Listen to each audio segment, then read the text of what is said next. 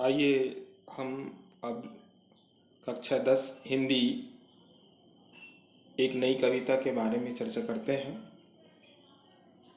मैं भूषण कुमार साहू, व्याख्याता, शासकीय हाई स्कूल महका कला, पाटन, दुर्ग से ये वीडियो यूट्यूब में अपलोड कर रहा हूँ। तो उम्मीद करता हूँ कि आप लोगों को ये अच्छा लगेगा। जो है दूरस्थ अध्यापन के लिए मैंने एक व्यवस्था सोची है। कभी भी किसी भी समय कोई भी पाठ को आप दोबारा पढ़ सकें, इसके लिए तो उम्मीद आप सबसे एक ही निवेदन है कि इस वीडियो को पूरा देखें और साथ ही जो है इसे सब्सक्राइब जरूर करें, जो है ताकि मेरे नए वीडियो आप तक पहुँचे। जो है कक्षा 10 के अलावा कक्षा 9 और भी कक्षाओं के और भी अन्य विषयों के बारे में भी आपको मेरे लिंक पे वीडियो मिलेंगे आगे। आपसे यही अनुरोध है कि इसे वीडियो को देखें, लाइक करें, शेयर करें और सब्सक्राइब करें। जो है तो आइए चलते हैं। जनतंत्र का जन्म रामधारी सिंह दिनकर के द्वारा लिखित है। दिनकर जी के बारे में इतना ही कहा जा सकता है कि वीर रस के, आधुनिक युग के वीर रस के सबसे श्रेष्ठ कवि हैं ये। इन्हें पद्म विभूषण की उपाधि से अलंकृत किया गया था। इसके अलावा साहित्य अकादमी पुरस्कार और भारतीय ज्ञानपीठ पुरस्कार भी प्रदान किया गया है। इनकी कृतियां कुरुक्षेत्र में रश्मिरथी, संस्कृति के 4 अध्याय, परशुराम की प्रतीक्षा, आत्मजयी और उर्वशी आदि है। जो है दिनकर जी वीर रस के कवि हैं, तो वीर रस से भरपूर ये रचना जो है इनकी हम आज पढ़ लेते हैं। जनतंत्र का जन्म जो है आज़ादी की लड़ाई के लिए जो है कवियों ने जो रचना लिखी उन्हीं में से एक है। जो है सदियों की ठंडी बुझी राह सुबुखा उठी, मिट्टी सोने का ताज पहन इटलाती है,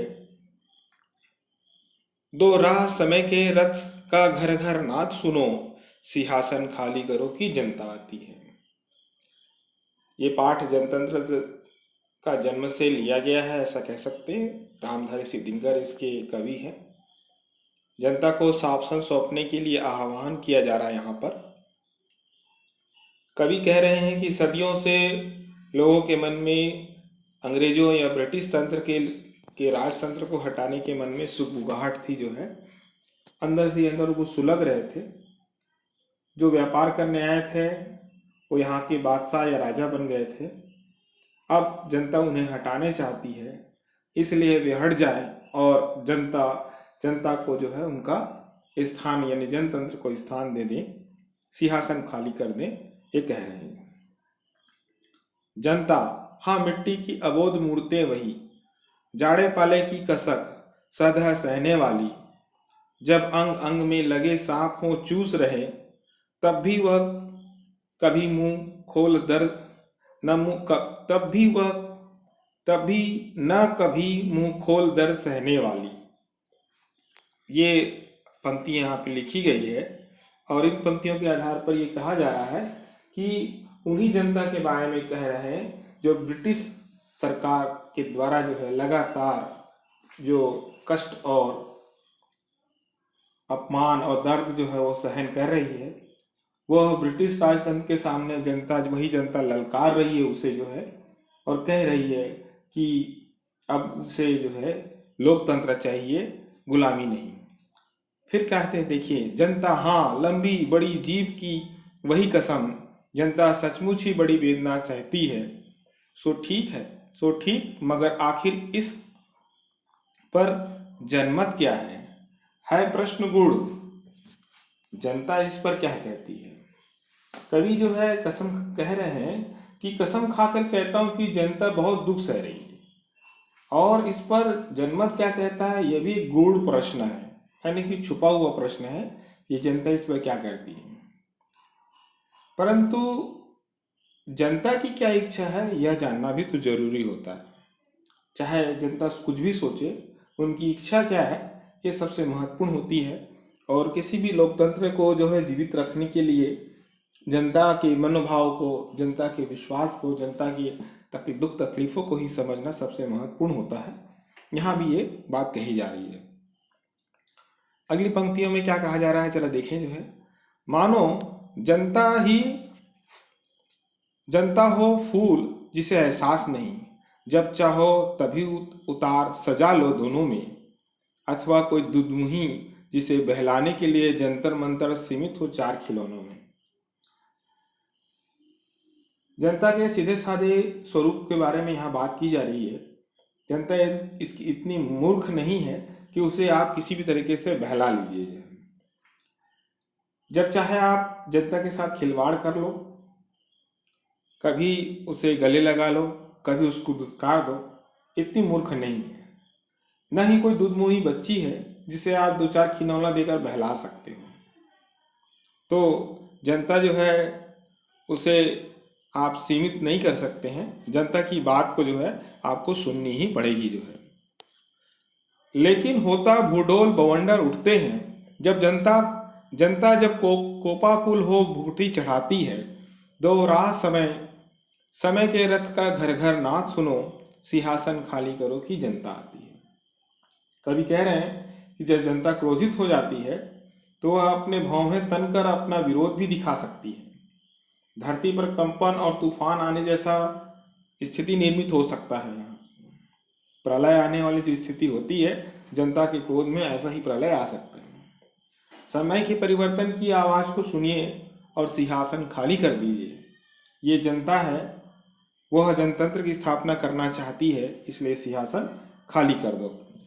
हुंकारों से महलों की नींद उखड़ जाती, सांसों के बल से ताज से हवा उड़ता है। जनता की रोके राह समय में ताप कहाँ, वह जिधर चाहती काल उधर ही मुड़ता है। जनता की शक्ति के वर्णन के बारे में बात हो रही यहाँ पे। इससे पहले क्रोध के बारे में वर्णन हुआ था उनका कि जनता की आवाज से जो है राजमहल पूरे हिल गए। यानी जब जनता जब भी कभी अपना हथियार उठाती, अपने आप को मुक्त करना चाहती, तो कोई राजा महाराजा जो है उनका ताज जो है जनता के सामने नहीं टिक पाया। समय में इतनी ताकत नहीं है कि जनता के प्रभाव को रोक सके। जैसा चाहती है जनता वैसा ही सत्ता परिवर्तन कर सकती जो है। अगला पंक्तियों में देखते हैं। अब 2 शताब्दियों सहस्त्राब्द का अंधकार बीता, गवाक्ष अंबर के दहके जाते हैं, और यह और कोई नहीं जनता के स्वप्न अजय, चीरते तिमिर का वक्ष उमड़ते हैं। जनता अपने सपनों को कैसे साकार करेगी उसका वर्णन यहाँ पे किया जा रहा है। कवि कह रहे हैं कि वर्ष, सैकड़ों वर्ष, हजारों वर्ष अंधकार अब समाप्त होने वाला है। जनता आसमान की खिड़की, जो गवाक्ष शब्द है खिड़की के लिए प्रयोग किया गया है, को अपने रोशनी से दहका सकती है। ये समझने की कोशिश कीजिए। जनता आसमान की खिड़की को अपने रोशनी से दहका सकती है। जनता का जो अजय स्वप्न है वह गुलाबी अंधेरा मिटा सकता है ना। गुलामी का जो अंधेरा है उसको मिटा सकता है। ये हम बात यहाँ पे कह रहे हैं। तो इसका बात इतनी सी बात है समझने की कि सैकड़ों वर्षों से जो है जनता अपने अंधकार को, जो अंधकार है, तकलीफ है, दुख तकलीफ है, अब उसको जो है वो दूर करने के लिए ललायित हो गई है। और कोई भी किसी खिड़की से, झरोखे से मात्र जो है वह उसको पूरे जनमानस में फैला सकती है अपने विचारों को जो है। तो इसलिए ये कहा जा रहा है कि जनता की बात को सुननी चाहिए जो है करके। सबसे विराट जनतंत्र जगत का आ पहुंचा, 33 कोटि हित सिंहासन तैयार करो। अभिषेक आज राजा का नहीं प्रजा का है, 33 कोटि जनता के सिर मुकुट धरो। भारत के विराट जनतंत्र के बारे में आह्वान कर रहे हैं। चीन के बाद भारत की जनसंख्या सबसे अधिक है, तो इसकी कल्पना कह रहे हैं कि 33 करोड़ की जो जनता है वो अपना शासक चुनने वाली है। आज प्रजा का ही अभिषेक है, उसे अपने नेता का चुनाव करने वाली है। इसलिए आज सब अपने रास्ते त्याग दो और इन जनता को, इनको जो है अपना मुखिया चुनने दो। ये बात कही जा रही है। अगला दिया है, आरती लिए तू किसे ढूंढता है, मूर्ख मंदिरों राज प्रसादों में, तहखानों में। देवता कहीं सड़कों पर गिट्टी तोड़ रहे, देवता मिलेंगे खेतों और खलिहानों में। जनता को ईश्वर का प्रतिनिधि माना गया है। कवि कह रहे हैं कि देवता को तुम आरती लिए, थाल लिए हुए आरती के, मंदिर में, राजमहल में, तहखानों में, प्रासाद मतलब महल जो है, और तहखानों में ढूंढते हो, वो सारे देवता तो हमारे मजदूरों हैं, मजदूर लोग हैं, जो सड़क पे गिट्टी तोड़ते हैं, खेत खलिहान करते हैं। उन्नति का वही तो रास्ता है। तो इन मजदूरों, ये देवता जो है हमें जो है इन्हीं जगह मिलेंगे जो है। तुम्हें इनका कद्र करना होगा, इनके बारे में सोचना होगा जो है, और जनता जैसी चाहती है वैसा ही तुमको मानना होगा जो है। अगला पैराग्राफ दिया हुआ है, फावड़े और हल राजदंड बनने को है, धूसरता सोने की श्रृंगार सजाती है, दो राह समय के रथ का घर घर नाच सुहां, सिंहासन खाली करो की जनता आती है। मजदूरों की महत्ता बताई जा रही है। किसी भी देश में जो है फावड़े और हल का जो है महत्व बढ़ने वाला है, क्योंकि मेहनत के बल पर जो है देश तरक्की करने वाला है। फावड़े और हल से मजदूर जो है उस देश को जो है उन्नति के शिखर पर ले जाने वाले हैं। सोने की चमक जो है, यानी कि अमीरों की जो चमक फीकी पड़ने वाली है। समय रूपी रथ की आवाज को ध्यान से सुनने की आवश्यकता है।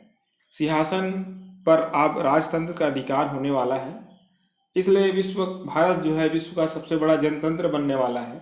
इसलिए आप जनता की बात को सुनो और जो सिंहासन खाली करो, क्योंकि जनता आ रही है जो है। इस प्रकार सारी पंक्तियों में कवि ने जो है ओज गुण से ये कविता लिखी है। भाषा को सरल और प्रवाहपूर्ण रखा है। मजदूरों की महत्ता को जनतंत्र डालते हुए जनतंत्र का आह्वान को जो है यहाँ बताया है पूरी तरह से। लोकतंत्र की शक्ति जो है और को बहुत संक्षेप में और सहज तरीके से कवि ने समझाया है। तो पूरे पाठ में जो है अलंकार युक्त सीधी भाषा में शक्ति है, तरल दिया गया है, और जनतंत्र का जन्म की ये कविता हमारे सामने पे आती है। तो रामधारी सिंह दिनकर की इस कविता को पढ़ने के बाद हम सारी चीज़ों को देख सकते हैं, समझ सकते हैं और इन चीज़ों को पढ़ सकते हैं। आपको वीडियो देखने के लिए धन्यवाद। उम्मीद करता हूँ कि इसको आप सब्सक्राइब करेंगे जो है और लोगों को तक शेयर करेंगे।